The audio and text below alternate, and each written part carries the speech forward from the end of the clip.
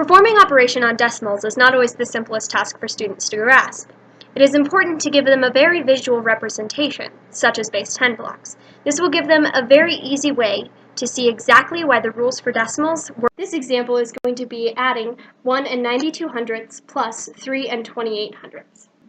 This is going to be 1 and 1, 2, 3, 4, 5, 6, 7, 8, 9, so that's 1 and 92 hundredths. Then your second number is going to be 3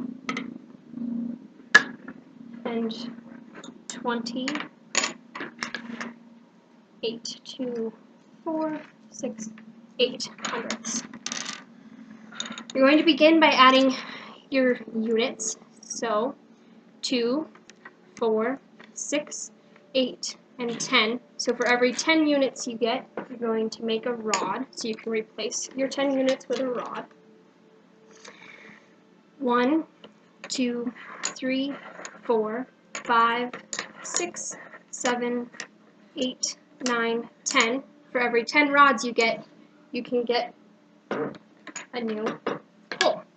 So, and you now know that you have 2 extra rods that can't make another hole.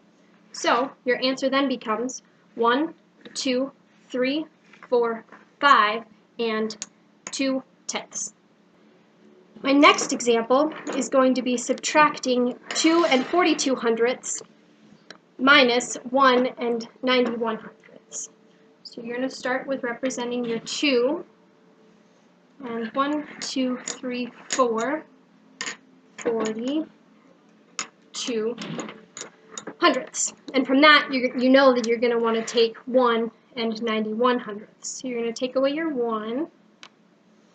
So you can do that.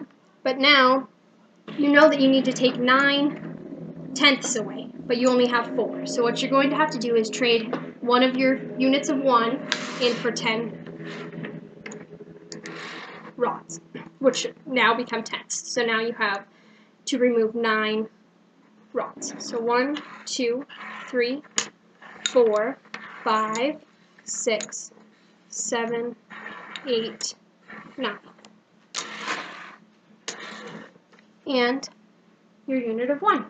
So when you subtract 2 and 42 hundredths minus 1 and 91 hundredths, you get 1, 2, 3, 4, 5, and 1. So the answer is 51 hundredths.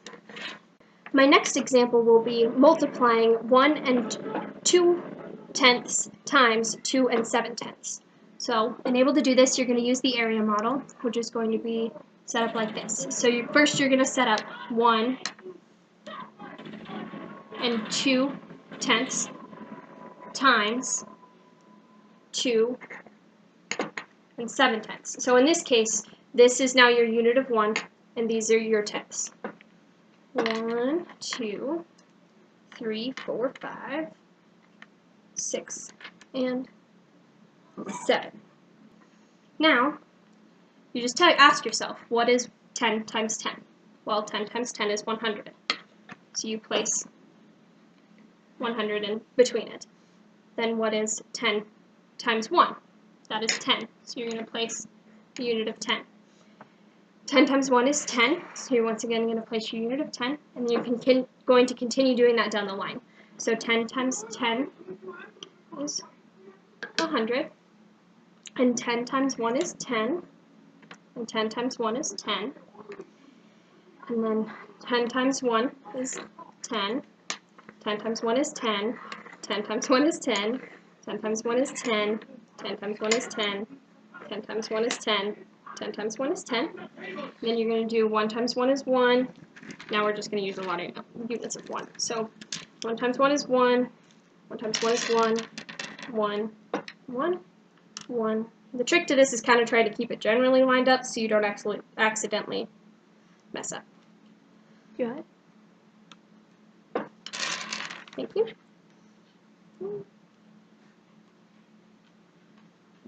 Okay. I personally usually slide what I multiplied by away from my product just so that I don't accidentally count them in my answer. The trick to multiplication, though, and division, it works the same, is that what is inside of your multiplication table, your unit of 1 will change. So now your unit of 1, remember when we started, was a rod, so it was 10. But now your unit of 1 is 100. Okay. So your answer is going to be, after we trade out, so 1, 2, 3, 4, 5, 6, 7, 8, 9, 10. So we know that 10 of those is equal to 1 rod. 1, 2, 3, 4, so we can't trade those out. 1, 2, 3, 4, 5, 6, 7, 8, 9, 10. So 10 rods is equal to 1 flat. 1, 2.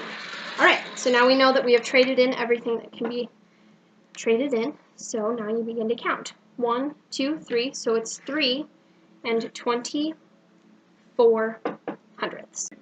My next example will be 3 and 72 hundredths divided by 3 and 1/10. So division is the most complicated in my opinion, but it's still doable.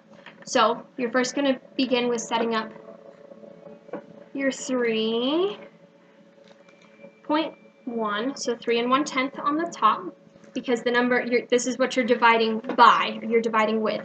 And you're going to divide 3 and 7, 3, 4, 5, 6, 7, and 2 hundredths.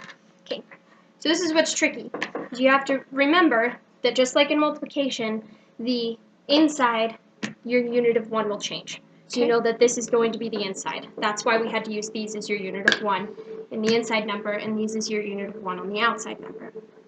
So now, I usually just slide these kind of back away, so you don't get them mixed up with everything else. And then you just ask yourself, okay, so if I have 10 here, and I know I need to get rid of 100, so what is 10 times 10 is 100? That's how you know that this side is going to be 10. So 10 times 10 is 100. Yes, that's how you can get rid of this 100. Okay. So then you're going to do that again. You know that this can be placed here because 10 times 10 is 100, and 10 times 10 is 100. So this is almost just like multiplication. Then 10 times 1 is 10. And you have to remember to take from this pile since this is the number that you're dividing into. So then you have 1, 2, 3, 4, 5, 6 of these left, 6 rods left, and 2 units left.